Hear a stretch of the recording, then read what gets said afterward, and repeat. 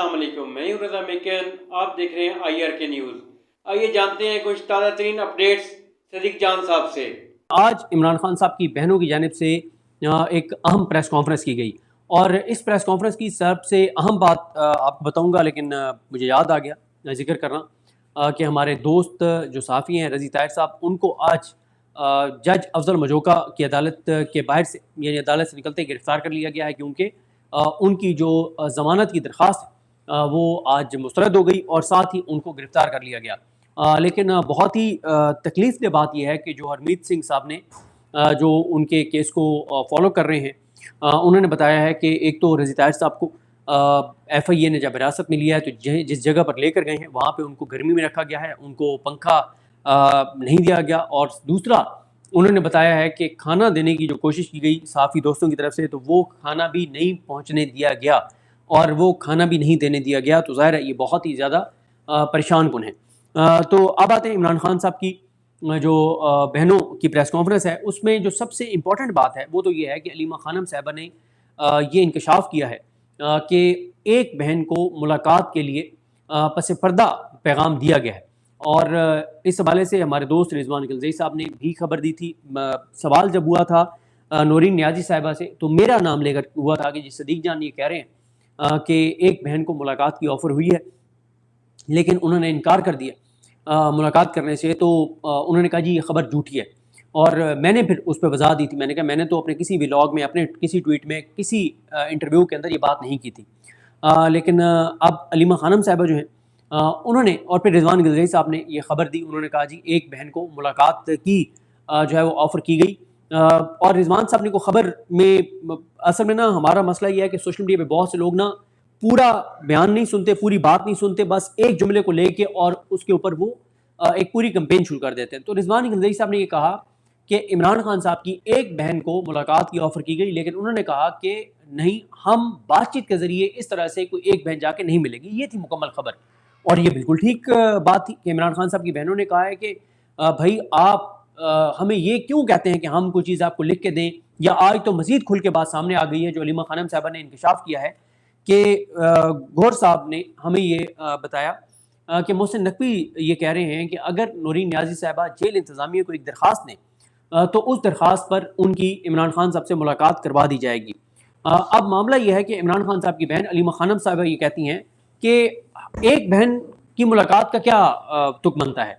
वो ये कहती हैं, नौरीन नियाज़ी साहिबा ये कहती हैं कि जब अदालत का ये हुक्म मौजूद है और अदालती हुक्म ये कहता है कि तीनों बहनों की मुलाकात होगी, यानी फैमिली में वो आती हैं, वकला की मुलाकात होगी, पार्टी लीडर्स की जुमेरात को मुलाकात होगी, डॉक्टर्स की मुलाकात होगी, तो ये कुल मिला के एक हफ्ते में 18 लोग बनते हैं, 18 अफराद बनते हैं। तो वो कहती हैं कि 18 लोगों की जो मुलाकात एक हफ्ते में अदालती हुक्म है उसके मुताबिक होनी है, तो अब आप हमें कह रहे हैं कि जी 18 की बजाय एक जाके मिले।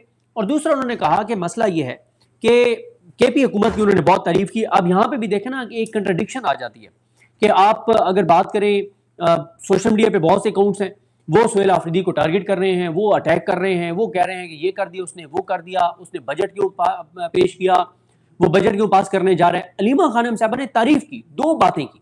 उन्होंने कहा हम बहुत शुक्रगुजार हैं KP हुकूमत के कि KP हुकूमत ने ये कहा है कि हम उस वक्त तक वफाक को जो एक डिफेंस के लिए पैसे चाहिए वो नहीं देंगे जब तक इमरान खान साहब से मुलाकातें बहाल नहीं होती और इमरान खान साहब का ट्रीटमेंट नहीं होता। तो उन्होंने इस पर शुक्रिया अदा किया KP हुकूमत का, सुहेल आफरीदी का शुक्रिया अदा किया है। और दूसरा, अलीमा खानम साहबा ये कहती हैं कि KP हुकूमत ने जो ये कहा है इसी वजह से प्रेशर है अब इन पे, तो इसलिए अब वो लोग जो एक ये, और मैं आपको एक चीज़ बताऊं, मैंने बहुत लोगों को सुना ये KP हुकूमत के बजट के ऊपर। देखें, जब अली अमीन गंडापुर साहब का वो मामला बना था बजट वाला, जब उन्होंने पास किया था, उस वक्त भी आप अगर मेरे वीडियोस उठा के देखें तो जब बजट पास किया तो मैंने कहा कि बिल्कुल उन्होंने ठीक किया। क्यों, उसकी मैं वजह बताता हूँ। देखिए, एक होता है कि पहले आप PTI एक पॉलिटिकल पार्टी है ना, उसने एक दबाव बढ़ाना है, और दबाव बढ़ाने के लिए वो कहते हैं कि जी हम उस वक्त तक बजट पास नहीं करेंगे जब तक इमरान खान से मुलाकात ना हो। ये एक प्रेशर होता है, एक डिस्कशन होती है, एक मौजू है, इसके ऊपर बात होती है, मतलब एक टॉक शोज में बात हो रही होती है। सारा एक पॉलिटिकल पार्टी है ना, वो चाहती है रेलिवेंट रहे, डिस्कशन हो, इमरान खान साहब का बार बार जिक्र आए। लेकिन बजट क्या है? बजट क्या है? बजट है कि एक साल में सूबे ने जितने पैसे खर्च करने हैं, जो उसको आमदन होनी है, उसकी मंजूरी اس کا نام بجٹ ہے.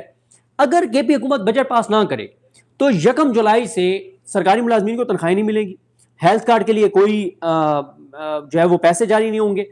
ایک دن کے اندر اندر اتنا کیوس ہو جائے گا صوبے کے اندر کہ پیسے نہیں جاری ہو رہے کسی اکاؤنٹ سے, کیونکہ بجٹ پاس نہیں کیا.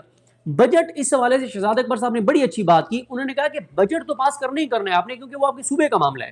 اور آپ نے دیکھا ہوگا کہ اسٹیبلشمنٹ کے جو قریبی صحافی ہیں انہوں نے کہیں پہ بھی نہیں کہا کہ کے پی حکومت بجٹ پاس کرے ورنہ یہ ہو جائے گا وہ ہو جائے گا.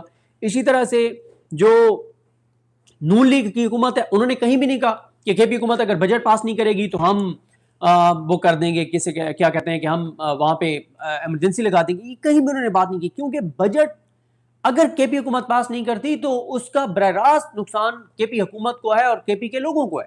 ہاں یہ بات شہزاد اکبر صاحب نے بھی کی ہے, یہ عمران خان کی بہنیں بھی کہہ رہی ہیں, اور یہ بات بالکل ٹھیک ہے کہ جب تک عمران خان صاحب سے ملاقات نہیں ہوتی تب تک صوبے کو وفاق کو گرانٹ نہیں دینی چاہیے, پیسے نہیں دینے چاہیے.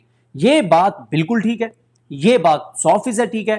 اور اگر سہیل آفریدی عمران خان سے ملاقات کے بغیر وہ گرانٹ پاس کر دیتے ہیں, جو کہ انہوں نے نہیں کی, اور اس حوالے سے مزمل اسلم صاحب نے بڑا زبردست پھنسا لیا اپوزیشن کو. اپوزیشن والے بڑا تنقید کر رہے تھے کہ جی انہوں نے صوبے کے پیسے دے دیے وفاق کو. انہوں نے اسپیکر بابا سلیم سواتی صاحب کو اسمبلی میں کھڑے ہو کر کہا کہ آپ ایک کمیٹی بنائیں, اس میں نون لیگ, پیپلز پارٹی, اے این پی, جے وی ایف ساروں کو شامل کریں, خاص طور پہ نون لیگ اور پیپلز پارٹی کے ایم پیز کو شامل کریں. اور اس میں انہوں نے کہا ہے کہ جب آپ ان کو شامل کریں تو ان کو کہیں کہ یہ ہمیں پابند بنائیں کہ ہم وفاق کو پیسے نہیں دیں گے. تو یہ انہوں نے ایک بڑی زبردست ان کی جو ہے یہ موو ہے. اب آ جائیں آج جو پریس کانفرنس کے کچھ اور اہم نکات تھے وہ کیا تھے.